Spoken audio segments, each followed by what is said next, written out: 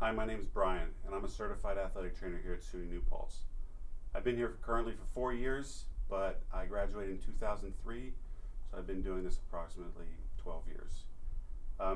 Today, Kyra injured her wrist through an injury mechanism that we call a FOOSH, which is a fall on an outstretched arm. She hyperextended her wrist, so I'm going to show you today how to tape that to prevent any further hyperextension. First thing to do is to make sure that her skin is clean and dry. And then the next thing I want to do is to make sure that she's not allergic to any type of adhesives so that I can help the tape stay to her skin better. I'm going to apply a light spray to both the back side and the palmar side of her hand. So just a little spray on both sides. Next, I'm going to apply something called pre-wrap.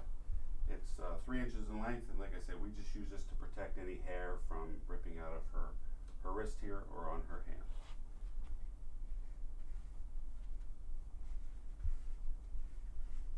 You don't have to use a lot, just enough to cover the sensitive areas. Next thing I'm going to use is 1.5 inch white tape. White tape comes in a lot of different varieties. There's 1.5 inch. We use 2 inch sometimes for ankles. Inch sometimes when we're taping thumbs, and even 1/2 inch sometimes when we're taping fingers. This is the most common tape that we do use. So, first thing you want to do is apply anchor strips to both the wrist and to the hand.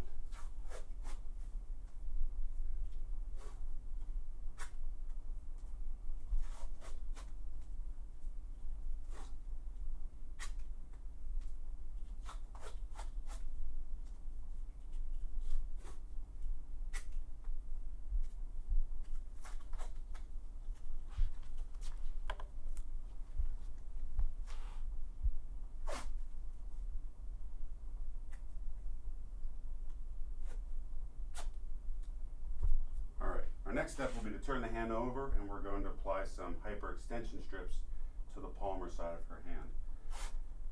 This can range depending on how bad the sprain is or how many pieces you want to do to reinforce it, but typically it's approximately 3 strips. And we do it in a bit of a fan formation. So we'll kind of cross it this way, and kind of go the opposite direction on the second.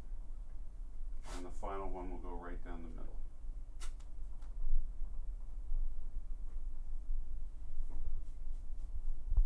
Make sure everything stays smooth.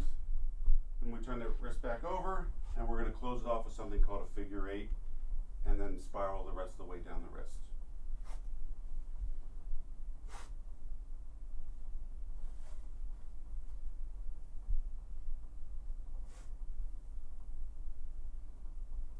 Our figure 8, and then spiral the rest of the way down the wrist.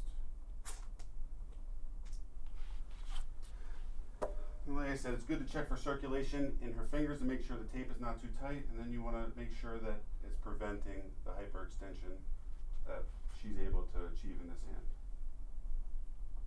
Thank you. This is Brian Laurie, and this is how to tape a wrist for a hyperextension mechanism.